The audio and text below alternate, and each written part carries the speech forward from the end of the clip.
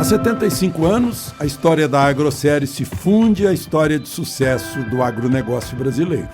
Pelas mãos de Antônio Secundino, fomos pioneiros ao desenvolver o primeiro milho híbrido adaptado ao Brasil.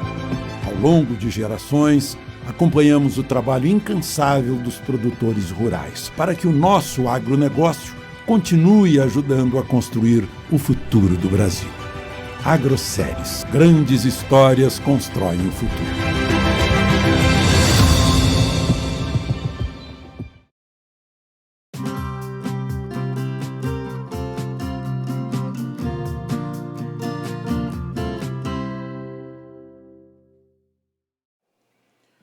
Olá, amigos do Notícias Agrícolas. Estamos começando a semana com novo patamar de preço para arroba, novo patamar de preço para carne, traseiro registrando aí preços recordes, o frango, a carne de frango também registrando aí preços recordes, e a gente vai entender por que muito disso é em função da culpa, né, dessa alta aí dos preços da carne bovina. Enfim, a gente quer entender que momento é esse para o setor de proteínas no Brasil, e quem nos ajuda nesse entendimento é o Fernando Henrique Iglesias, analista da Safras e Mercado. Está aqui já o Fernando com a gente. Bom dia, meu amigo, obrigado pela participação mais uma vez conosco aqui no Notícias Agrícolas. Que novos patamares são esses, Fernando, e qual é o limite para essas altas, Fernando? O que está acontecendo? Que cada dia que a gente conversa é um preço diferente aí para arroba? Bom, primeiramente, bom dia a todos. E é exatamente isso. Cada semana que passa, novos recordes de preço são estabelecidos. Só para a gente citar aqui, animais padrão China no mercado paulista sendo negociados a R$ 270 por arroba. Já é referência já, Fernando? Já tem muitos negócios nesse nível de preço, tá? Já meio que acima de 268 tem vários negócios acontecendo. 270 aí, por enquanto, é o limite desse preço para animal padrão China. Por enquanto, né? Porque a tendência, do jeito que está o mercado, como esse animal é muito demandado nesse momento, que acabe superando esse patamar aí ao longo da semana. Então, novos pontos de máxima devem ser estabelecidos aí no curto prazo. Boi comum está acompanhando? Boi comum também teve um bom movimento de alta, é sempre bom a gente citar isso, tá? Tem negociações em São Paulo a partir de R$ 260 por arroba, podendo chegar aí até 264, 265, de acordo com o acabamento desse animal, da qualidade desse animal que vai para o abate.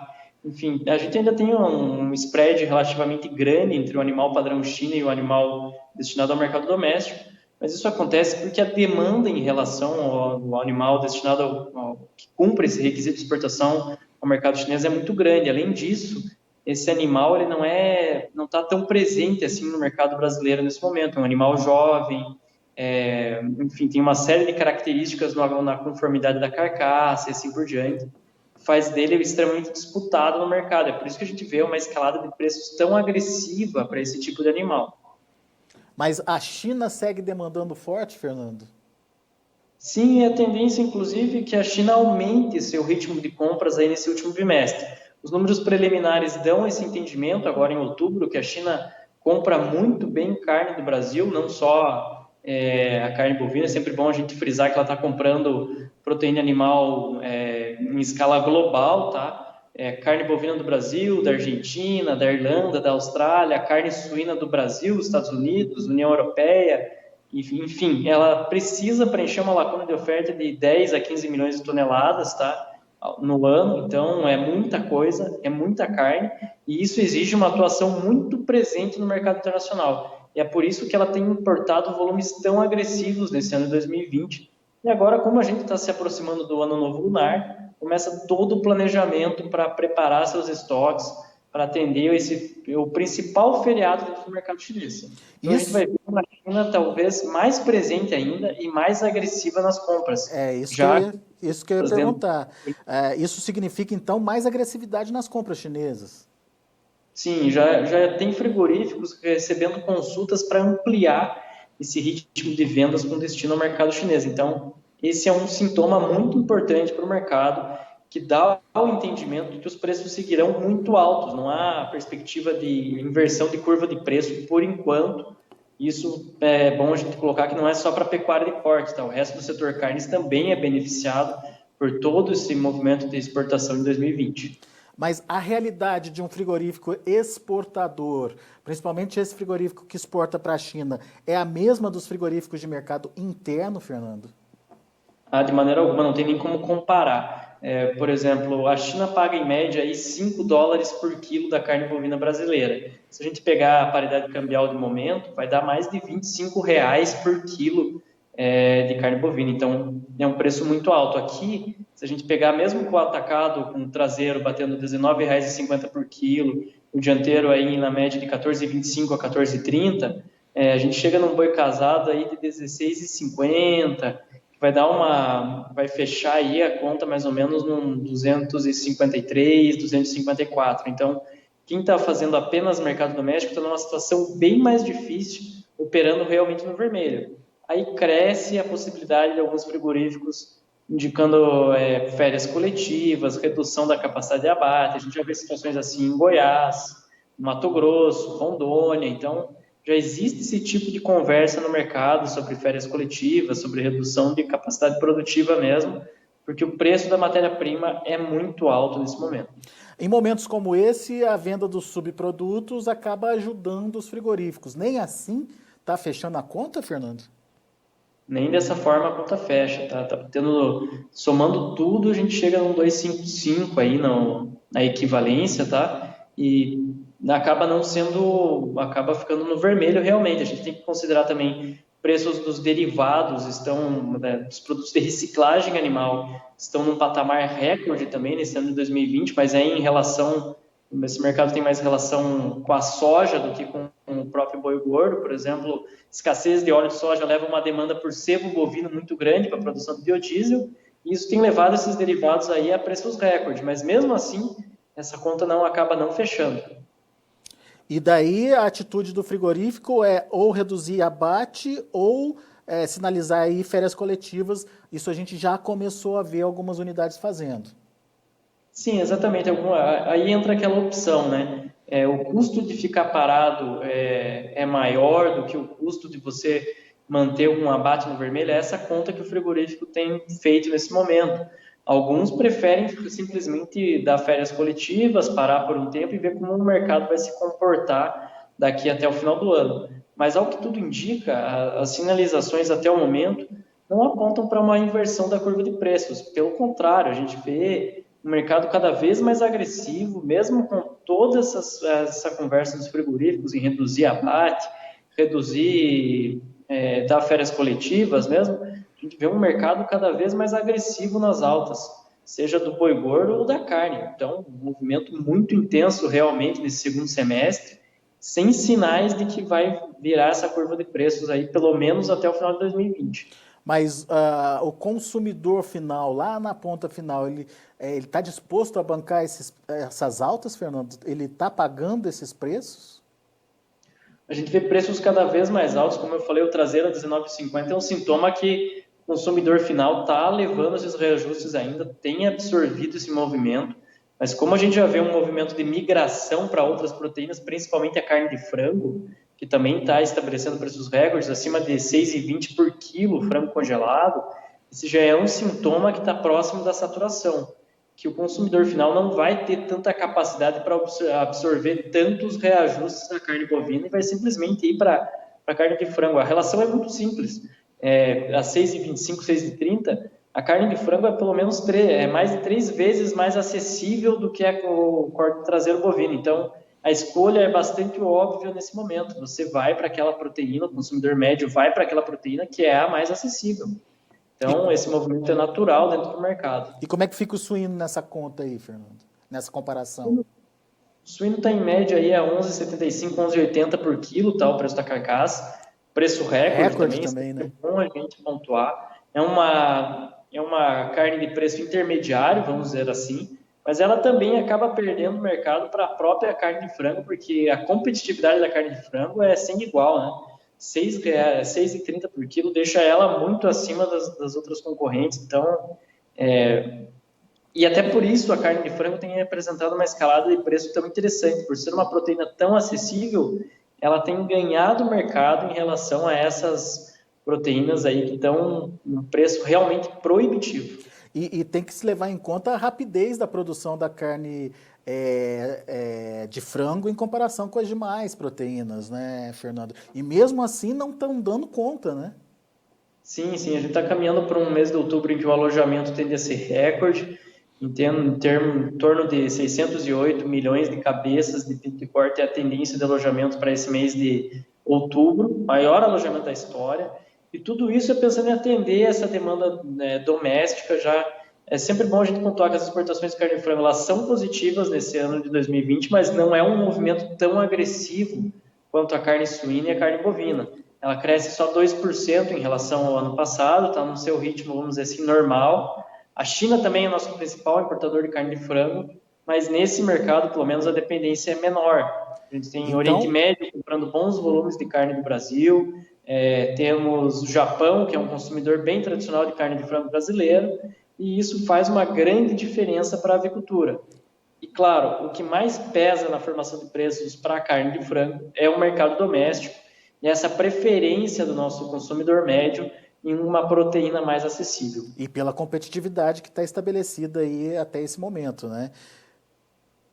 Sem dúvida, sem dúvida. A carne de frango vai seguir, mesmo com todo esse movimento de alta, ela segue muito acima em termos de competitividade em relação às demais proteínas. Então, ela vai continuar como preferência básica do consumidor médio. E pelo que eu estou entendendo, então, o que está determinando o ritmo de alta no mercado de frango é o mercado interno. Sim. Como as nossas exportações cresceram apenas 2% nesse ano de 2020, o centro de consumo, a maior parcela, então, a gente está vendo uma ampliação da produção grande nesse ano de 2020. Produz muita carne de frango, é justamente para atender essa demanda doméstica, dar essa base de consumo para o consumidor, para o brasileiro médio. É muito importante essa correlação. A carne de frango acaba se tornando um elemento chave para a segurança alimentar do brasileiro realmente. Acaba se tornando a opção prioritária dentro do setor carnes, que está muito inflacionado. Muito bem. Agora, Fernando, voltando um pouquinho para a questão dessa demanda do mercado interno, mas agora com foco na carne bovina, né? Existia aquela expectativa de que uma redução pela metade do auxílio emergencial poderia trazer algum impacto aí, pelo menos de uma restrição aí, de consumo. Isso ficou claro quando você fala que o preço do frango está subindo e existe aí uma migração de consumo para a carne de frango em detrimento aí da carne bovina. No entanto, ainda assim a carne bovina continua subindo, Fernando. O que justifica isso? Bom, no Brasil a gente tem um processo de reabertura que vem se consolidando. A gente pode citar o estado de São Paulo como uma referência nesse momento, tá? Como um principal exemplo dessa situação. Em agosto teve início a reabertura de bares, restaurantes, outros estabelecimentos no principal centro de consumo do país. E isso motivou um crescimento dos preços do corte traseiro, que era uma demanda aí que estava represada, não havia necessidade, restaurante fechado não compra carne, né, evidentemente. Então, com essa reabertura, com esse processo de retomada, você vê os restaurantes, os bares refazendo seus estoques. E isso gera uma demanda adicional por cortes nobres. É nisso que a gente viu um alargamento do spread entre o traseiro e o dianteiro. Esse spread chegou a ficar em R$2 aí, nesse momento em que o consumo base era o do consumidor final, nas redes de supermercado.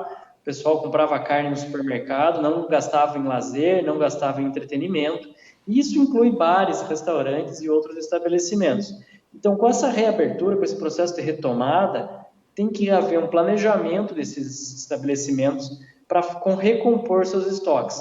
E isso gera essa demanda por cortes nobres. Então, é nisso que o mercado centra esse movimento de alta nesse momento. A gente vê o traseiro aí batendo R$19,50, mas não é necessariamente o consumidor final que tem absorvido puramente esse movimento. A gente tem essa questão dos estabelecimentos fazendo estoque, recompondo, para aí sim atender regiões que já têm um processo de retomada mais consolidado, com uma economia próxima de sua normalidade. Ou seja, a gente tem um movimento de demanda muito expressivo aí, tanto o mercado interno, que a gente imaginou que pudesse arrefecer aí, enfim, quanto para a exportação, e você está me dizendo que a exportação tem essa expectativa ainda de incremento daqui para frente. Então não dá para dizer, e diante disso tudo, né, Fernando, tem a questão da oferta, né, que não está aparecendo, né? Sim, Os confinamentos não estão dando conta. A gente no momento de plena dependência da oferta de confinados para atender toda a nossa demanda interna e externa, e a gente tem que somar a isso a estiagem prolongada no Centro-Oeste. A pastagem estava desgastada, muito deteriorada, e isso atrasa a engorda do animal de pasto. Esse animal de pasto vai estar apto ao abate só no primeiro trimestre do ano que vem. Então, isso gera uma lacuna de oferta num momento de demanda muito aquecida. Então, se a gente soma esses fatores, demanda aquecida com um quadro de oferta restrita, é economia básica, o preço vai subir. Essa é a lógica por trás do mercado de boi nesse final de 2020 e, por enquanto, não tem nenhum indício apontando para a inversão da curva de preços. Esse que é o que mais chama atenção nesse final de ano. Não tem essa perspectiva de mudança de cenário. E não tem nem como a gente afirmar qual vai ser o teto dos preços em função de uma movimentação muito agressiva nesse mercado de exportação, com essa necessidade dos frigoríficos em buscar esses animais que cumprem os requisitos de exportação para o mercado chinês. Então, o preço compensa, como a gente viu a conta ali agora há pouco. Então, nesse caso, vai para cima mesmo, atrás desse animal padrão China e acaba inflacionando todo o resto da cadeia. E essa volta, a segunda onda da Covid lá na União Europeia, que impacto isso pode trazer? Chega a ser prejudicial para as nossas exportações ou nem é tão importante assim? De repente abre até novos mercados em função de um possível lockdown por lá? Enfim, qual que é a sua expectativa com essa segunda onda da Covid? Bom, são dois aspectos que a gente precisa citar, né? Primeiro, que é aquela perspectiva da União Europeia de retomar um volume bom de compras de carne do Brasil, carne bovina, que é um importador tradicional, União Europeia, com a cota Hilton e etc. Essa possibilidade fica em xeque. Reduz drasticamente essa possibilidade de compras da União Europeia, mas de qualquer forma, dependendo das medidas de lockdown, qual a situação da logística dentro da União Europeia, talvez ela não consiga exportar tanta carne suína quanto exporta para a China nesse momento. Talvez seja uma oportunidade para o Brasil, mas isso só o tempo vai dizer. E quais as medidas de distanciamento social vão ser necessárias nessa segunda onda de contágio dentro da União Europeia. A gente vê hoje o país de Gales tomando medidas de restrição mais sérias, Itália numa situação bastante complicada, Reino Unido. Tudo isso remete a estratégias de lockdown mais severas, que a gente viu aqui no Brasil durante o segundo trimestre. Então, é uma situação complicada e provavelmente a gente só vai ver uma solução desse processo de reabertura e fechamento, um em sequência do outro, quando tiver uma vacina no horizonte. Então, esse vai ser o grande diferencial para todos nós. Então, comprometimento para a carne bovina, perspectiva boa, ou talvez aí de bons negócios para a carne suína. Mas esse comprometimento para a carne bovina pode afetar de alguma forma aí a questão dos nossos preços, ou é mais um alívio para esse momento de sufoco que a gente está passando, hein, Fernando? Na verdade, não vai fazer tanta diferença assim. O que faria diferença efetivamente seria se a China deixasse de comprar carne no Brasil. Aí o setor carnes viraria de ponta cabeça, o mercado mudaria completamente e todo esse cenário que a gente vê em relação a preço ficaria totalmente diferente. Mas como não tem essa perspectiva no horizonte, então o mercado vai seguir muito sólido, muito firme, não vai ter tanto impacto assim na nossa formação de preços. Isso fica claro quando a gente soma aí, né, a participação da China nas nossas compras aqui, né? Você estava me contando que entre China e Hong Kong, a gente exporta quase 70% da nossa carne para eles. Isso para carne suína, tá? Para carne bovina é 55%, então a dependência em si é muito grande. A gente é muito dependente desses mercados para suinocultura e para pecuária de corte. Então, fica até uma situação complicada. Caso a China deixasse de comprar carne do Brasil, aí o impacto seria muito grande sobre o mercado. Seria realmente uma situação bem complicada. Agora, para a avicultura, que nem eu falei, a gente tem embarques mais distribuídos. A gente tem a Arábia Saudita com uma fatia de 10% das exportações brasileiras, tem o Japão com 10%, a China tem 17%, é o nosso principal importador, com certeza, mas não é tão dependente. Está mais diluído, né? Sim, está melhor distribuído, melhor pulverizado, né? Agora, a carne bovina e carne suína, a dependência é muito grande. Para a carne bovina é sempre bom a gente pontuar que é uma codependência. Não há outro player do setor carnes em escala mundial com capacidade de atender a demanda chinesa como o Brasil atende nesse momento. A Argentina não tem essa capacidade produtiva, nem a Austrália, nem a Irlanda. Então, o Brasil tem uma condição bastante privilegiada nesse momento. A China também depende da nossa carne, então esse é um ponto positivo aí, pelo menos para o pecuarista brasileiro, pode ficar tranquilo que a China também depende do Brasil. A gente depende da China, mas a China depende da gente, então tá tudo igual aí. Enfim, possibilidade de incremento nessas exportações agora nesse último trimestre do ano. E a gente já vê a B3 hoje, por exemplo, está trabalhando o novembro acima dos 280, Fernando. Estou vendo aqui agora 281,50 e o dezembro também na casa dos 280 nesse momento. Você falou que é difícil a gente imaginar um preço, mas carne de 280 já está sendo aceita aí pelo mercado. Sim, nos futuros a gente já vê esse movimento, que na verdade essa soma de fatores, uma demanda muito aquecida, num ano de oferta restrita também, isso acaba gerando esse tipo de situação no mercado, esse tipo de movimento tão agressivo. A escalada de preços é impressionante, desde que o mercado saiu do ponto de mínima. O preço médio de mínima em São Paulo foi de R$ 193, tá? Ali entre os meses de abril e maio, e agora a gente já está trabalhando com boi de R$ 270. Então a escalada de preços aí foi algo impressionante nesse segundo semestre. Pelo menos nesse momento a gente não vê uma mudança de trajetória. Então, esse movimento dos futuros só traduz esse otimismo do mercado em relação à evolução dos preços dentro do mercado do boi gordo. Legal. Meu caro Fernando, muito obrigado mais uma vez pela sua participação, uma bela entrevista, enfim, vários pontos aí para a gente colocar e, enfim, tentar medir o que vem por aí, e as perspectivas aparentemente são boas para o pecuarista. Para nós consumidores fica ali aquela dúvida, né? Até quando que nós vamos ter condição de comprar a carne de boi e não vamos migrar logo para carne de frango, hein, Fernando? É exatamente isso. Para o consumidor final, a situação é muito mais delicada porque a gente não vê só o setor carnes em alta, né? Tem outros produtos de consumo básico que também está descolando os preços nesse segundo semestre. Muito se fala do arroz, né? É um exemplo que a gente pode citar. Então, a situação acaba ficando mais delicada no final das contas. Muito bem. Meu caro, muito obrigado. Volte sempre. Eu agradeço. Até a próxima. Abraço. Tá aí Fernando Henrique Iglesias, Safras e Mercado, analisando de maneira bem detalhada para a gente esse momento que estamos vivendo, principalmente em relação à oferta e demanda de proteínas em geral. Detalhe aí para a proteína bovina, né, a carne de boi, que vem alcançando aí preços recordes tanto na carne quanto no valor da arroba paga pelos frigoríficos. A gente já tem negócios em São Paulo de R$ 270, isso para o boi padrão China, e já tem aí negócios de boi comum entre 260 até R$ 265.